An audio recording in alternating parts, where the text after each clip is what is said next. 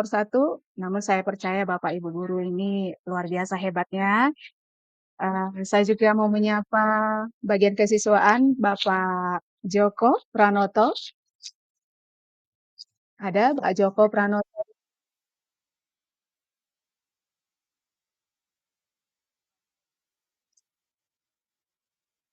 Siap, siap Pak, siap. Ini kesediaannya ya Pak Joko. Lalu di sini saya juga berterima kasih kepada Bapak Pembina OSIS, Bapak Jackson Manjorang. Ada Pak Jackson?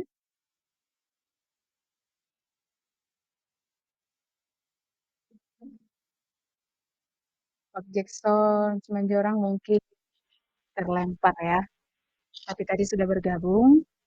Dan juga Bapak Ibu guru yang lain, terima kasih untuk waktunya. Ya, pada kesempatan ini Bapak Ibu, saya ingin men-share screen dulu kepada Bapak Ibu apa yang ingin saya sampaikan pada saat ini. Sebentar Bapak Ibu.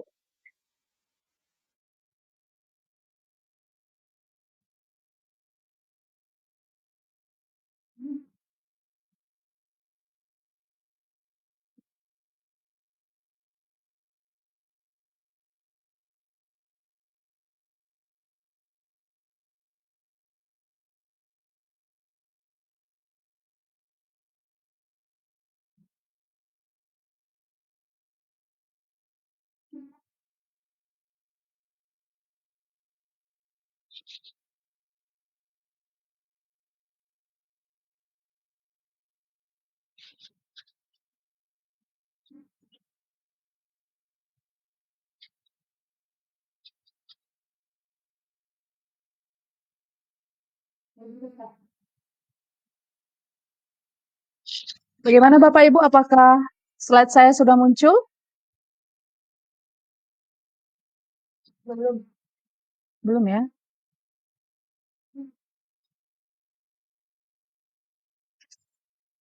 Belum juga?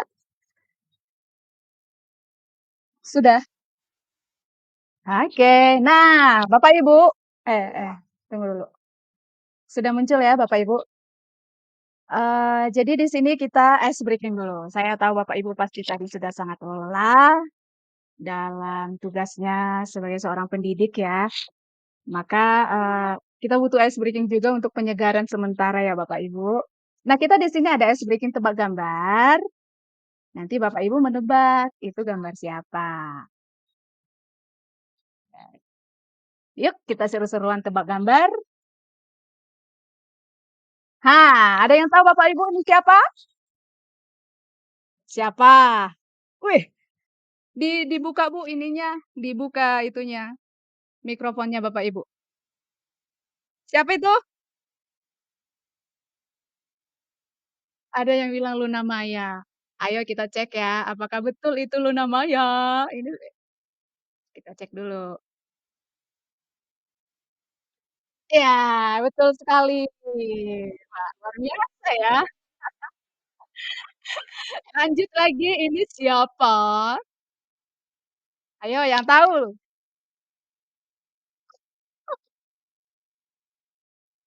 Iya, betul. Betul atau enggak ya? Kita cek dulu. Oh, luar biasa. Nadiem Makarim. Selanjutnya Bapak Ibu, siapa ini? Iya betul. Ini adalah langsung tahu ya khasnya ya. Iya.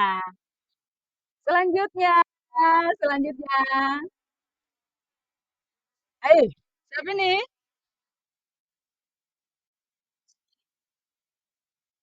Siapa itu? Siapa ini Bapak Ibu?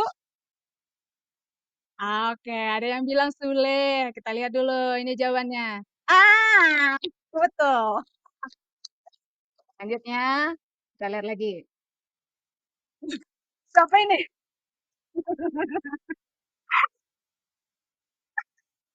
Siapa ini Bapak Ibu? Udah, kuat aja suaranya, nggak apa-apa. Nama memang untuk disebut. Siapakah ini? Aduh. Baik. Bapak Kepala Sekolah, Pak Tindaun, kata Pak Joko, kita coba ya.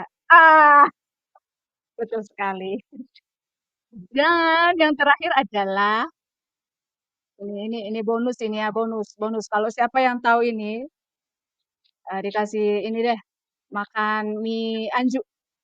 Bonus ya, bonus ya, bonus, bonus maksudnya ya. Siapa nih? Kak. Ah, yakin siapa ini?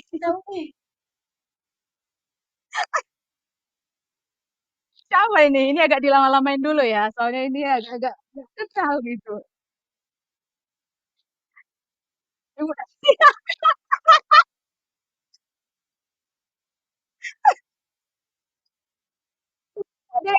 kan dua seperti Nadia. Ini si Pak Pratama yang suka kali ya.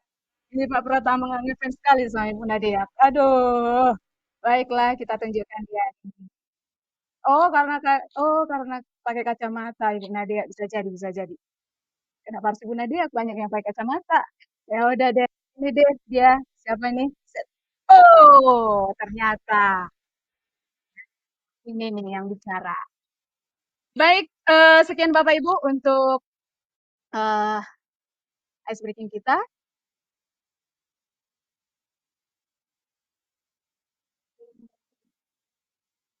Bentar.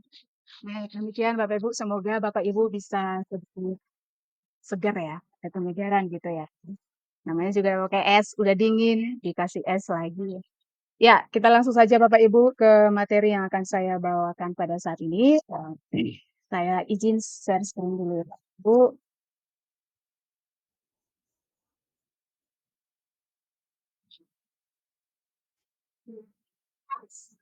Apakah nampak Bapak Ibu? Belum ya?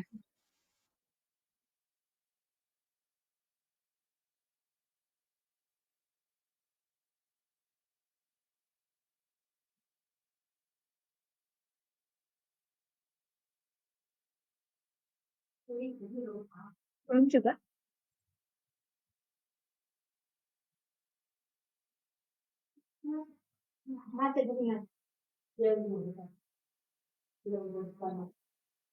Udah ya? Belum. Udah ada ini. Oke.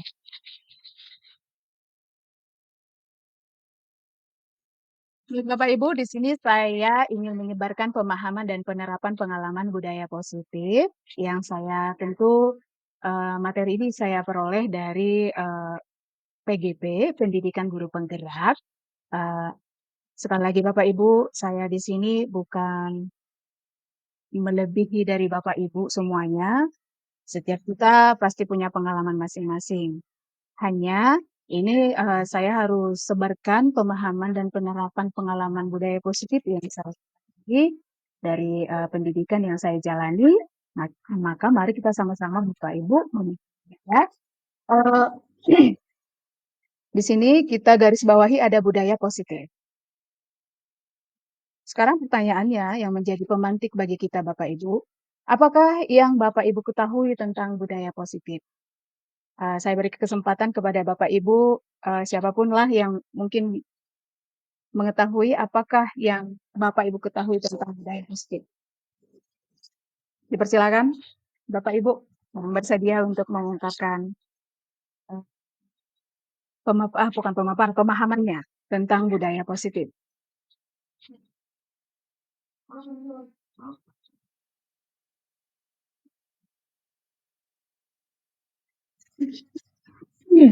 Ayo Ibu, kisi-kisinya, bahasa budaya positif. Ada disiplin, peraturan, kayak gitu-gitu. Ayo Bapak Ibu, silakan Bu Rosiana, sudah putar. Apa itu budaya positif?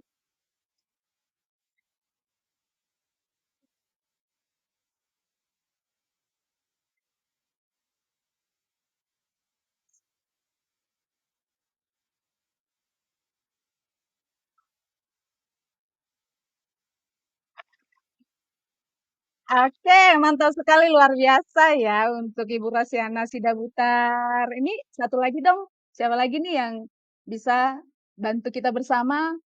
Oh iya, silakan itu ada raise hand Ibu Tirlan, silakan Bu.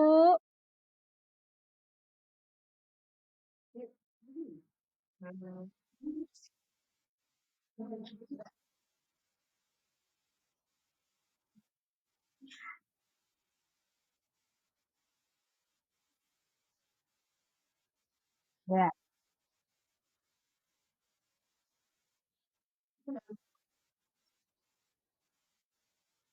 ya.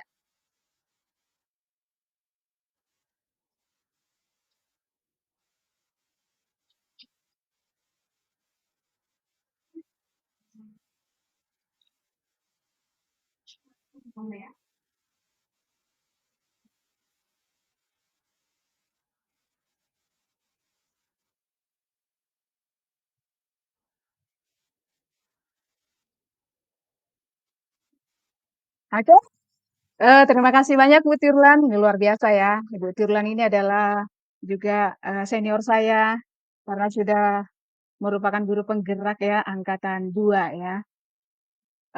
Luar biasa Bapak Ibu. Baik, selanjutnya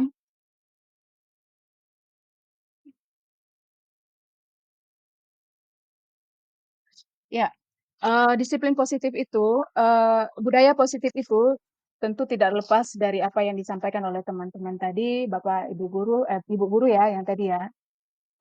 Disiplin positif itu kebanyakan orang akan menghubungkan kata disiplin ini dengan tata tertib, teratur, kepatuhan pada peraturan. Sebenarnya kata disiplin ini sering juga dihubungkan dengan hukuman.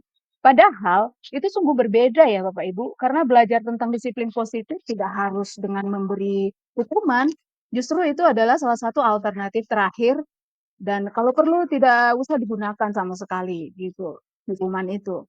Jadi seseorang yang memiliki disiplin diri berarti mereka bisa bertanggung jawab terhadap apa yang dilakukannya karena mereka berdasarkan tindakan mereka pada nilai-nilai kebajikan universal. Sebentar lagi saya akan tunjukkan ya Bu, Bapak Ibu, apa itu nilai-nilai kebajikan universal.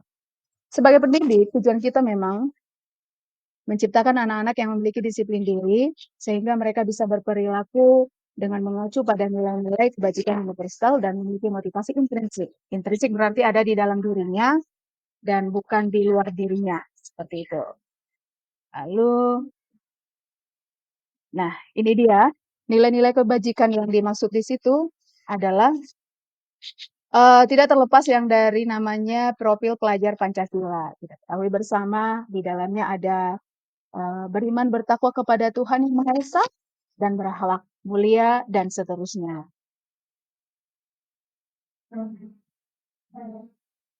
Kemudian ini kita sering menghadapi siswa kita yang melakukan beberapa kesalahan gitu. Tapi di sini ada kasus yang atau sebagai ilustrasi untuk kita ketahui bersama, Bapak Ibu. Eh, saya mintalah Ibu guru bahasa Indonesia aja lah ya yang membaca ini ya. Ibu Ira Ujung ada?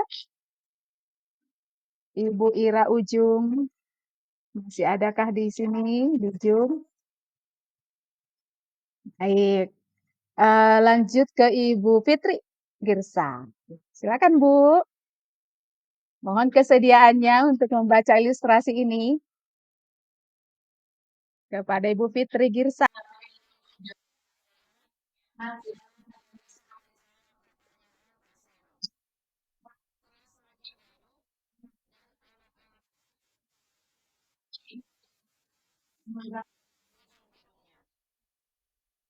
Iya, iya baik, begitulah ilustrasinya Bapak Ibu. Jadi menjadi pertanyaan bagi kita itu adalah seperti ini. Apakah Anda setuju dengan tindakan Pak Seno terhadap Iva? Kalau setuju atau tidak setuju, mengapa? Boleh, Bapak.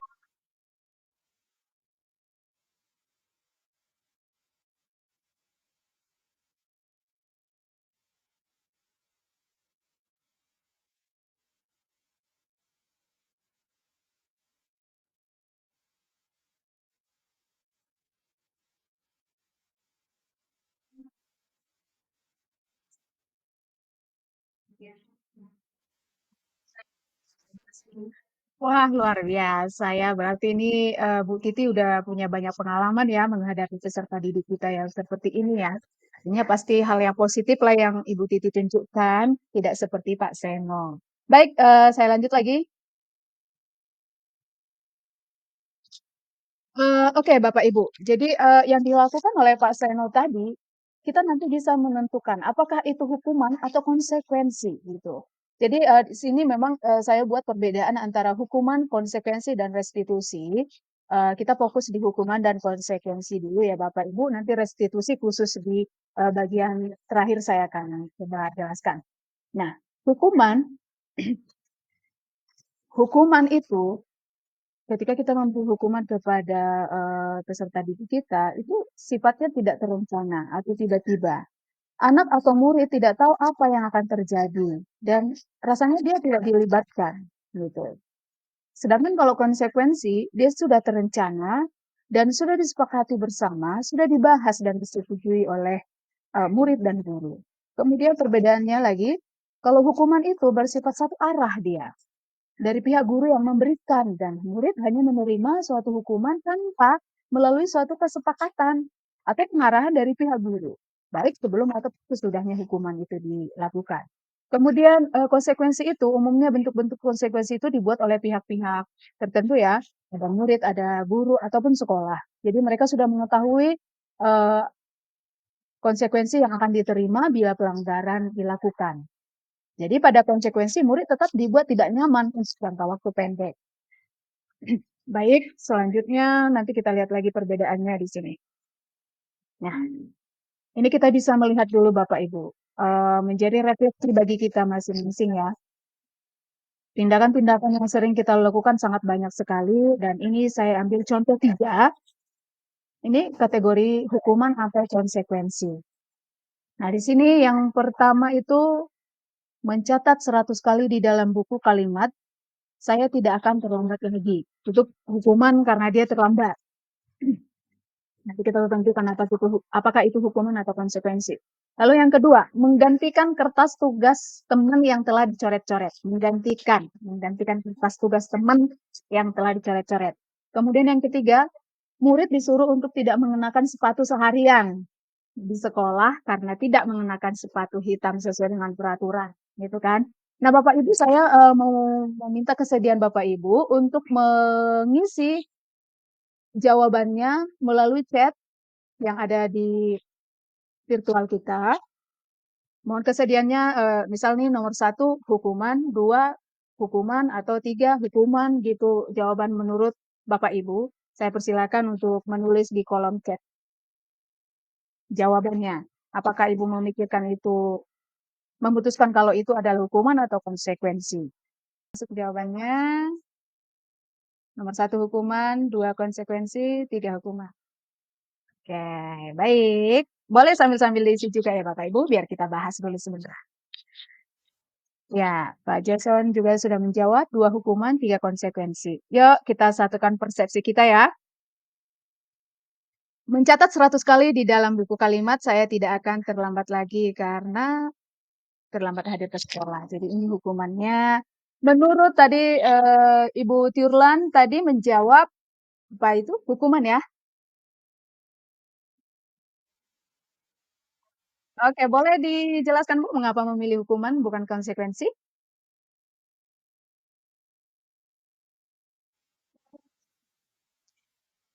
Ya.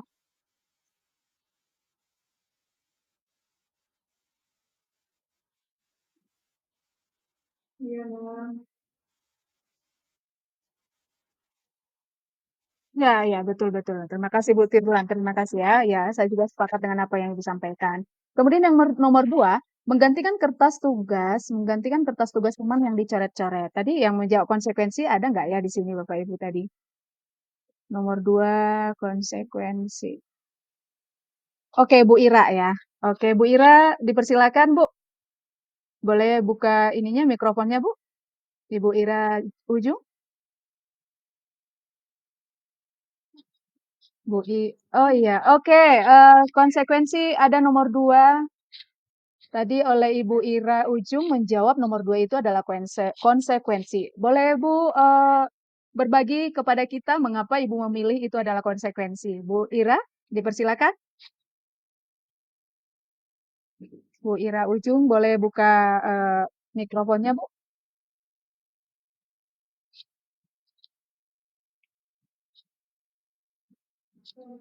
Apakah Ibu Ira masih ada di sini? Bu Ira Ujung,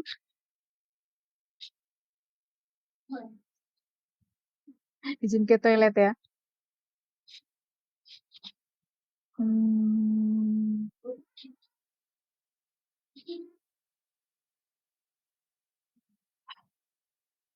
Baik, langsung saja ke Ibu Rosiana Sidabutar memilih ini merupakan konsekuensi. Dipersilakan Bu, Bu Ros.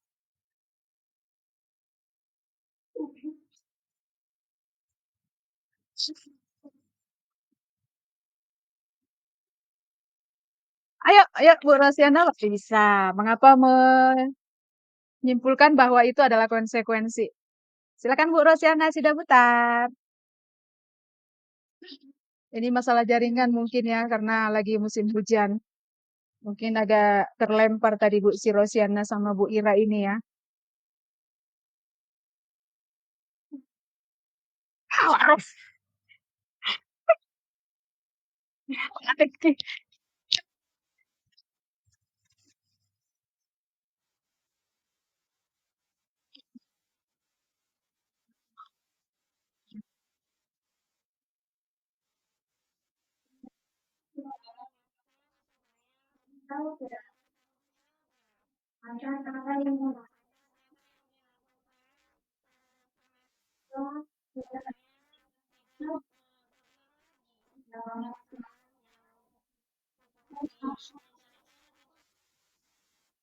Ya. Iya, iya, iya. Oke. Menarik sekali ya penjelasan dari Bu Rosiana ini ya. Betul sekali. Jadi mengingatkan dia supaya dia bertanggung jawab atas apa yang telah diperbuat gitu. Jadi itu konsekuensi yang telah dilakukan gitu. Ini yang harus kita lakukan Bapak Ibu, keyakinan kelas. Sebelum saya paparkan ini, poin satu dan poin 2, apa perbedaan keyakinan kelas dengan peraturan kelas? Ini sedikit berbeda. Kalau tadi peraturan atau peraturan sekolah, itu perbedaannya terlebih pertanggungjawaban si peserta didik kita ini. Kalau dibuat peraturan, dia hanya tahu itu peraturan udah dilakukan gitu. Tetapi kalau kita ganti itu dengan keyakinan kelas, dia itu dengan secara tidak langsung sebenarnya dia sudah menunjukkan nilai-nilai atau karakter yang baik ya, yakin dia meyakini kalau itu harus dilakukan. Nah, gitu. Jadi terbentuk karakternya. Gitu dia. Jadi penggunaan kata keyakinan di sini akan membentuk karakter siswa yang benar-benar eh, tahu akan disiplin itu seperti apa. Tidak hanya serta-merta melakukan atau mengiyakan suatu peraturan seperti itu dia. Jadi keyakinan yang di sini bertanggung jawab serta itu hak seseorang gitu. Sesuatu yang diungkapkan oleh Ki Hajar Dewantara tentang menumbuhkan murid yang merdeka. Lalu contohnya kita bisa lihat ya penggunaan-penggunaan kata jangan berlari di kelas atau koridor. Ini sering ada slogan-slogan ya di sekolah kita temukan. Ini kurang tepat ya Bapak Ibu ininya nilai-nilai ataupun yang melekat pada siswa. Tapi ketika kita mengubah kalimat itu menjadi berjalanlah di kelas atau koridor atau terima kasih sudah berjalan di kelas atau koridor. Kayak gitu. Artinya berjalan, bukan berlari-lari gitu ya. Jadi di sini Bapak Ibu ada beberapa di virtual ini juga Bapak Ibu guru bahasa Indonesia ya. Ini sangat mungkin sangat mengerti akan makna keyakinan kelas seperti apa ya dengan perbedaan keperaturan, kata peraturan tadi. Lalu saya lanjut Bapak Ibu.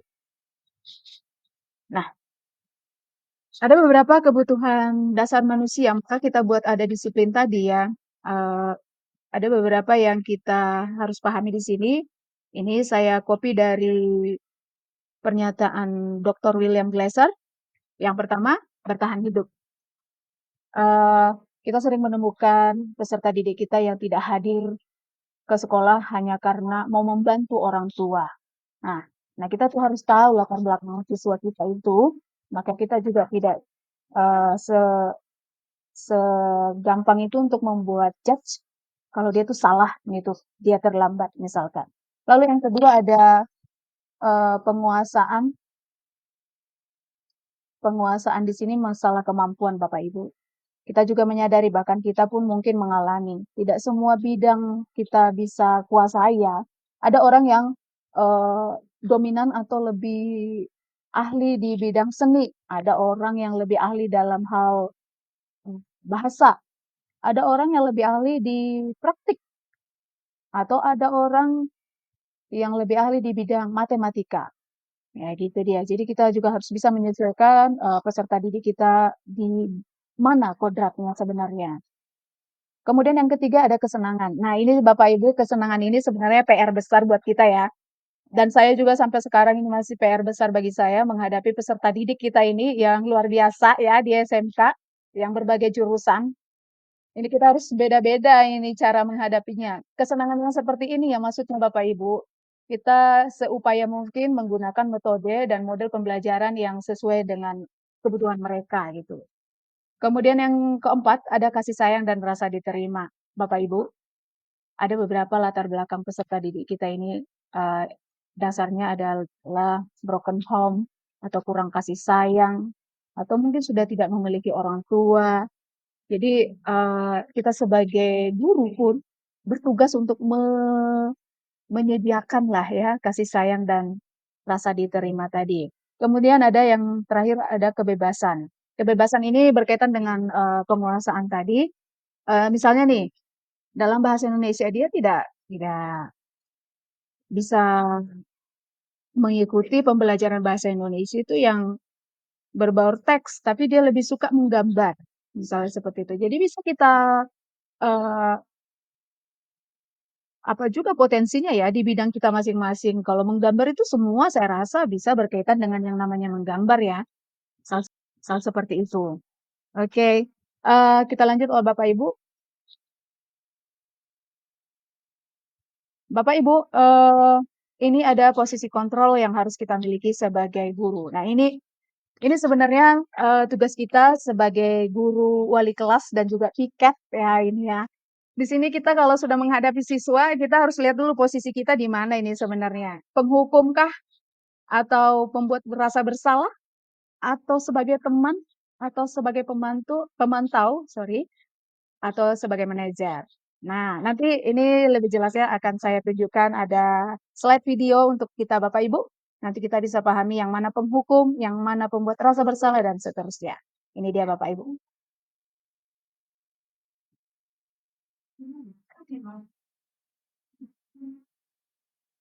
Ya, kita Bapak Ibu mari sama-sama menyimak apa yang menjadi refleksi kita.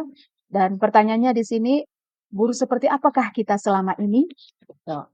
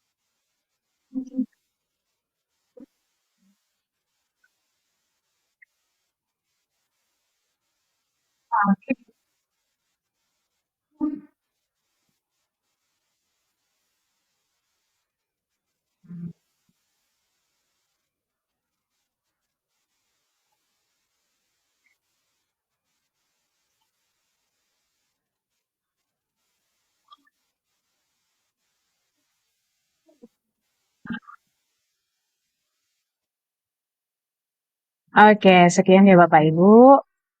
Kita kembali ke diri kita masing-masing. Kita kira-kira di posisi mana gitu kan? Apakah sebagai penghukum, ataukah teman, ataukah malah manajer seperti yang dilakukan Ibu Guru yang paling terakhir tadi? Itu menjadi refleksi kita masing-masing Bapak Ibu ya. Kita lanjut lagi.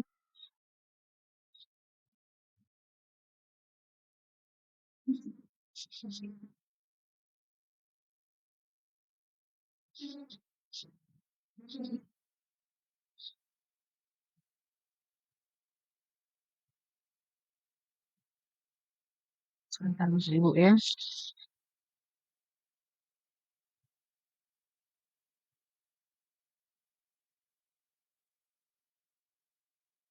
Oke, jadi kita bisa menentukan. Ya, jadi kita bisa melihat posisi kita tadi, apakah kita di bagian penghukum atau pembuat merasa bersalah, yang kategorinya itu merupakan perilaku kontrol negatif. Sedangkan sebagai teman atau pemantau, itu kita posisinya berarti perilaku kontrol positif. Kemudian tadi yang manajer tadi, itu kita menjadi kontrol diri. Maksudnya, kita mempersilahkan kepada peserta didik untuk motivasi dirinya sendiri ya, itu masuk motivasi intrinsik. Jadi dia benar-benar menyadari dan dia mencari solusinya sendiri. Bagaimana dia untuk tidak mengulangi kesalahannya lagi. Saya lanjut. Nah ini menjadi yang terakhir ya Bapak Ibu, slide terakhir kita. Nah ini menjadi poin besar untuk kita sebagai guru yang melakukan posisi tadi sebagai manajer, dan ini kita lakukan langkah-langkah segitiga restitusi. Saya akan coba paparkan yang seperti apa sih restitusi itu gitu kan. Yang pertama Bapak Ibu, ketika siswa kita melakukan suatu masalah, katakanlah itu ada yang berantem, antar siswa ini atau mungkin dia terlambat atau tidak mengerjakan PR, sejatinya sebagai guru kita harus melakukan ini Bapak Ibu. Yang pertama, menstabilkan identitas. Menstabilkan identitas. Di sini Bapak Ibu, kita harus menanyakan kepada mereka mengapa dia mengapa dia melakukan kesalahan. Kadang Bapak Ibu, siswa kita ini mau membela diri juga gitu. Kita biarkan saja. Kita biarkan saja dia marah, kita biarkan saja dulu dia sesaat untuk mengeluarkan unek-uneknya gitulah bahasanya ya. Kemudian setelah itu, kita juga harus kasih tahu kepada mereka, memang manusiawi kalau setiap orang itu melakukan kesalahan, ya kan? Kemudian masuklah kita ke validasi tindakan yang salah. Nah, disinilah kita Bapak Ibu menanyakan mengapa dia melakukan kesalahan itu, kira-kira apa penyebabnya gitu. Kemudian kira-kira yang dia sudah tahu penyebabnya apa, kira-kira apa sih yang harus dia lakukan supaya kesalahannya itu tidak terulang lagi. Nah, itu. Dia sendiri yang mencari solusi untuk masalah yang dihadapi, masalah seperti terlambat tadi ya. Ya, lalu masuklah kita ke keyakinan kelas yang saya sampaikan tadi. Kita pasti semua sudah di sekolah ataupun di kelas sudah memiliki keyakinan kelas kan. Maka dengan begitu kita bisa mengaitkan dengan keyakinan kelas bahwa setiap siswa tidak boleh terlambat. Nah, jadi kita bisa kasih tahu kepada dia apakah dia siap menjadi hidup yang selalu hidupnya terlambat, dalam hal kesuksesan pun dia terlambat gitu. Jadi kita kasih motivasi kepada dia. Dan dia sendiri akan menyadarinya nantinya dan dia akan mengetahui apa solusi yang tepat untuk dia supaya dia tetap ingat keyakinan kelas itu. Ya, oke. Eh, Berikut ini Bapak Ibu ada pemaparan sedikit dari Kemdikbud untuk kita, kurang lebih 1-2 menit. Mari kita simak Bapak Ibu.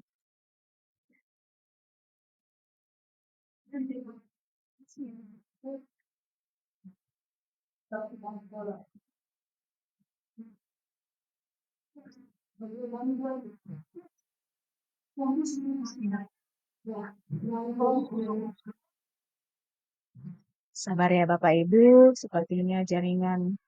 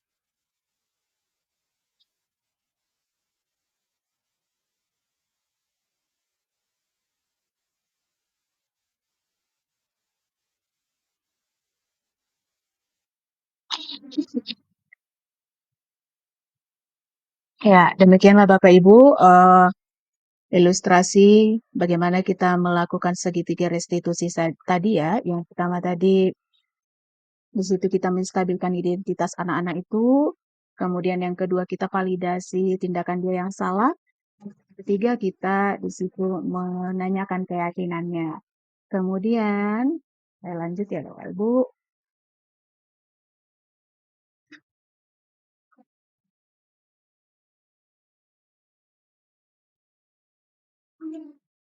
Ah, di sini kita sama-sama mempunyai apa maksudnya simpulan masing-masing. Dalam penerapan program disiplin positif ini sejatinya kita sebagai pendidik memiliki standar kepribadian profesional dan sosial yang baik ya, yang mampu merefleksi diri dalam posisi kontrol saat ini. Seorang pendidik yang menuntun siswa menjadi berkarakter, mandiri, bertanggung jawab, dan merdeka. Jadi Bapak Ibu, mari sama-sama bergerak, menggerakkan demi generasi bangsa Indonesia. Dan saya juga butuh Bapak Ibu eh, memberikan masukan kepada saya yang sedang menjalani pendidikan ini, karena bagaimanapun pengalaman Bapak Ibu itu sangat berharga bagi saya untuk saya terapkan di dalam diri saya sendiri nantinya untuk peserta didik kita. Sekian dari saya.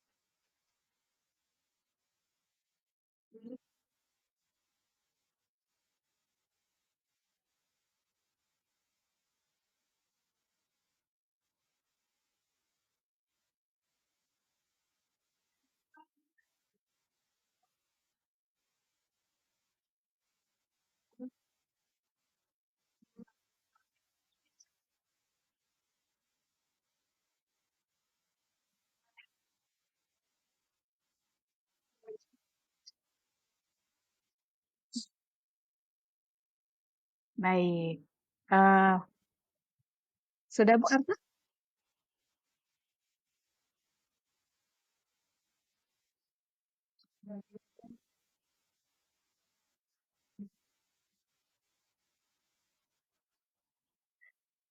Luar biasa. Pertanyaan yang sangat luar biasa ya. Eh, ini Bu Arta Nababan sepertinya punya pengalaman bagaimana menghadapi para siswa yang di jurusan teknik gitu ya. Karena kita memang SMK, tingkat SMK, di sini berbagai keahlian. Nah, Bapak Ibu, tadi saya sudah sampaikan bahwa apa ya, ini menjadi PR besar kita untuk kita terapkan di sekolah kita ini, gitu kan. Bagaimana cara? Sesungguhnya cara sudah jelas tadi dipaparkan di situ. Ada beberapa langkah yang harus kita lakukan, yaitu pendekatan tentunya, pendekatan dengan segitiga restitusi tadi, Ibu. Jadi kalau pengalaman pengalaman mengenai yang Ibu hadapi itu, saya juga menghadapi itu, Ibu. Dan itu menjadi perlahan-lahan ya, menjadi, bahan saya untuk saya menerapkan ini, segitiga restitusi ini. Bagaimana caranya? Itu, caranya kita lakukan langkah-langkah itu, perlahan-lahan perlahan-lahan. Jadi ini kembali kita harus kolaborasi juga. Kita sebagai wali kelas ataupun mungkin posisi sebagai piket dan kita libatkan juga guru konseling ataupun bagian BK di sini. Ini tugas BK sangat penting sekali di sini ya. Terkait dengan itu, kita harus, kerjasama juga dengan kepala sekolah. Kalau memang harus membutuhkan orang tua, ya kita libatkan juga orang tua, gitu. Jadi di sini memang kita tidak bisa 100% menyalahkan peserta didik. Maka kita harus telusuri dulu, adakah latar belakang mereka maka melakukan itu dan bahkan berulang-ulang dan susah dididik ataupun dibina gitu. Nah, kita harus punya cara yang segitiga restitusi tadi dan melakukan pendekatan yang dibuat posisi kita sebagai manajer tadi. Begitu saja saya rasa Ibu Arta, memang perlahan-lahan Ibu, apa itu tidak ada yang instan ya, apalagi namanya untuk mengubah seseorang itu tidak bisa, kita tidak bisa mengubah orang. Hanya kita bisa menuntun mereka sesuai dengan apa yang terjadi di dalam diri mereka, kodrat alamnya lah ya, apa yang menjadi latar belakang keluarganya gitu, kita harus bisa menyesuaikan itu. Jadi tugas kita sebagai guru sebenarnya menuntun Bapak Ibu, sesuai dengan filosofi pemikiran Ki Hajar Dewantara. Menuntun mereka supaya mereka bisa menjadi anak yang berkarakter, seperti itu. Segitu aja saya rasa untuk menjawab pertanyaan dari Bu Arta Nababan. Bagaimana Bu Arta?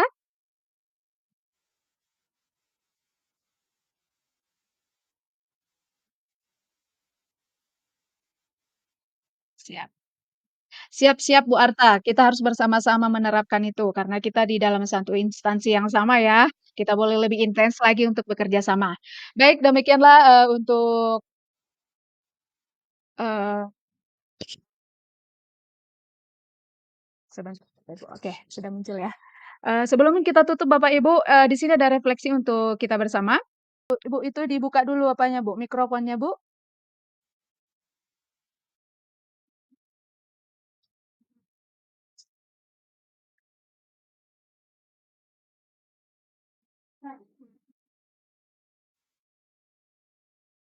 Amin. Oke.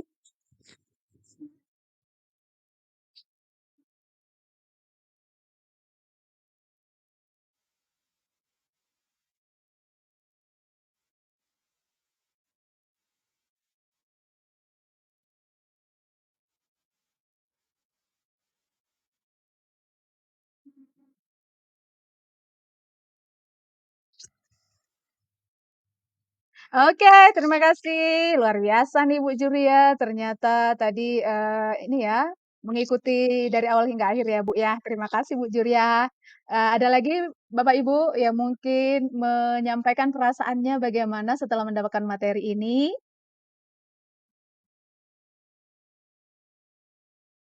Oh iya, itu silakan Bu Cynthia angkat, dipersilakan. Oke, sudah raise hand ya, silakan.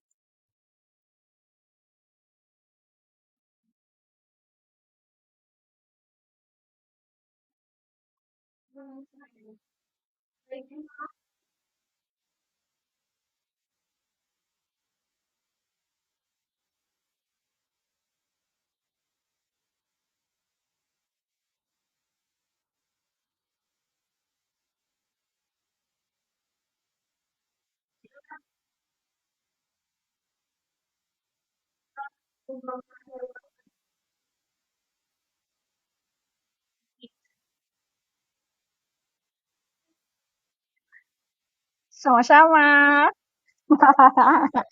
Terima kasih banyak ya Bu Cynthia. Aduh luar biasa sekali apresiasinya. Saya jadi tidak ini ya, jadi merasa gimana ya, ingin belajar sekali juga dari Bapak Ibu lah pokoknya ya. Sekian Bapak Ibu untuk pertemuan kita. Semoga kita sebenarnya ini teori ya. Jadi yang penting adalah action ataupun aksi kita. Mari kita lakukan ini Bapak Ibu bersama-sama di sekolah kita tercinta SMK Swasta Risma Duma Sungguh. Baik, tadi di awal karena jaringan, ada sedikit masalah maka, walaupun tadi sudah ada doa pembuka, ya kita akhirilah pertemuan kita ini dengan doa. Doa ya Bapak Ibu, sebelum nanti kita sesi foto, kita berdoa dulu di tempat kita masing-masing. Doa dipersilakan.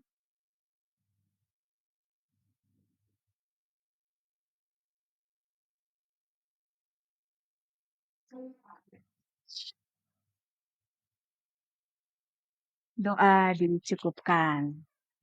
Terima kasih, salam bahagia Bapak Ibu guru SMK Swasta Risma Rumah Sumbul. Boleh buka kameranya kita sesi foto ya.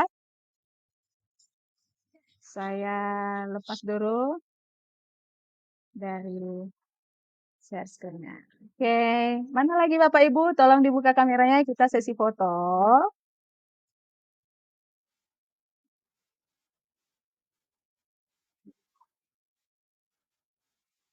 Kamera ya. Oke. Wih, ada dari SM Karisma Dukung Mas Sumbul ada ya. Wah, setia sekali ya Pak Pratama ini mengikutinya. Terima kasih. Mana Bu Fitri ini? Bu Ira, dibuka kameranya biar kita foto. Bu Rifka, dibuka kameranya Bu. Bu Juria, dibuka kameranya ya. Kita sesi foto ini. Bu Juria, dibuka kameranya. Ah, sekarang Ibu kasih Jurio. Belum ya, belum, belum. Belum semua. Oke, Bu Ira sudah. Bu Juria, Bu Juria yang cantik, dibuka ya. Mana sih Juria? Oh, karena jaringan katanya, jadi harus off cam ya. Bu Rifka, silakan dibuka kameranya. Oke, oke. Sesi foto. Ya, Bu Munte, silakan dilihat ke kamera. Ayo, Bu Esther Panjangan, lihat kamera. Nanti saya hitung ya. Saya hitung ya, sebentar, sebentar. Oke, oke, oke, oke. Tenang dulu hidupmu itu Pak Pratama, tenang dulu ya. Oke, kita foto. Ayo, wajah yang manis dulu ya. Nanti kita bikin gaya yang lain lagi. Manis, satu, dua, tiga. Oke, sekali lagi. Oke, gaya gimana ya? Nampak nggak? Vokasi, vokasi. Yuk, kita lope-lope dulu yuk. Vokasi, lope-lope gini. Ayo, yuk, yuk, yuk. Tunjukkan ke kamera ya. Bu Fitri, silakan buka kameranya Bu Fitri. Oke, satu, dua, tiga. Ah, belum, Bu Fitri baru bergabung. Tunggu dulu. Oke, sebentar ya. Sekali lagi ya. Lope-lope, lope-lope. Mana lopenya? Oke, satu, dua, tiga. Sekali lagi terakhir. Kepal tangan. Ini terakhir ya. Terakhir SMK bisa gitu ya. Oke. Tiga, dua, satu. Ibu Juria lihat kamera. Satu, dua, tiga. Oke, terima kasih Bapak Ibu Guru. Yeay, luar biasa. SMK Risma Duma. Yuk, kita kasih lope-lopenya yuk.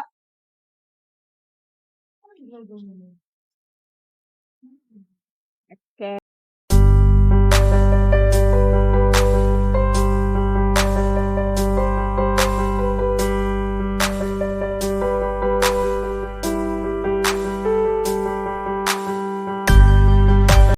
Selamat siang. Siang, Bu. Baik, untuk kali ini kita akan melanjutkan keyakinan kelas yang harus harus sepakati bersama. Ya, kesepakatan kelas ini identik dengan yang namanya disiplin, ya kan? Jadi kamu sudah tahu dong apa-apa saja yang harus kita jalankan yang berkategori dengan peraturan ataupun disiplin. Sekarang kita buat istilahnya bukan kesepakatan kelas, bukan disiplin kelas, bukan peraturan kelas, tetapi namanya adalah keyakinan kelas. Oke, keyakinan Ibu mengubah menjadi keyakinan kelas supaya kamu betul-betul meyakinkan diri kamu untuk melakukan tindakan itu, gitu loh. Jadi untuk itu kita harus sepakat bersama-sama, kita harus semuanya di sini bersama-sama memutuskan apa yang harus kita jalankan. Jadi kalau ada yang melanggar nanti kembali kita ingat pada keyakinan kelas kita itu. Ini ibarat kayak undang-undang dasar gitu kan. Ada landasan kita, ada keyakinan kita, keyakinan kelas kita yang harus kita jalankan bersama-sama. Oke, baik kalau gitu teman kamu tadi sudah membagikan ada slogan. Tolong buat satu yang terpikir di dalam pikiranmu. Apalah kira-kira yang harus kita patuhi gitu ya. Tolong dituliskan, silakan. Satu aja, mau usah dua. Karena kita banyak nanti dikumpulkan di sini. Setelah nanti kamu tulis, gak usah ibu perintahkan. Kalau udah selesai langsung maju ke depan, tempelkan di sini. Pakai lem yang sudah tersedia. Kayak gitu. Nanti setelah itu,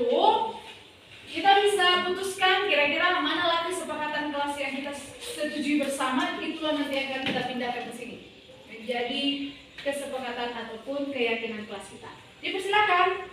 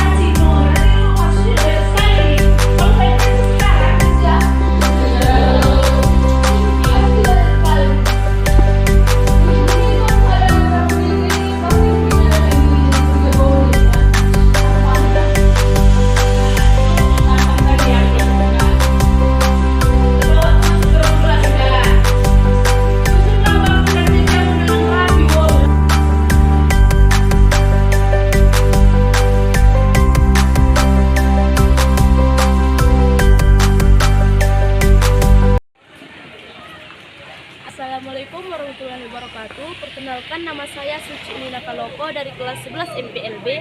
Di sini saya akan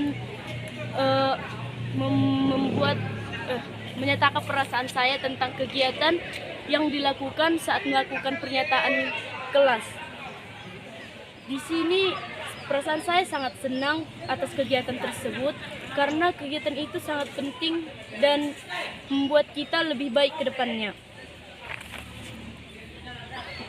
Halo, perkenalkan nama saya Tanturina Silaban, kelas 11 MP, siswa dari SMK Swasta Risma Duma. Perasaan saya mengenai keyakinan kelas yang dibuat oleh Ibu Simbolon Saya merasa senang karena pendapat saya diterima dengan baik. Menurut saya, keyakinan kelas sangat penting untuk meningkatkan kedisiplinan siswa. Kepada Ibu Simbolon, saya ucapkan terima kasih dan tetap semangat.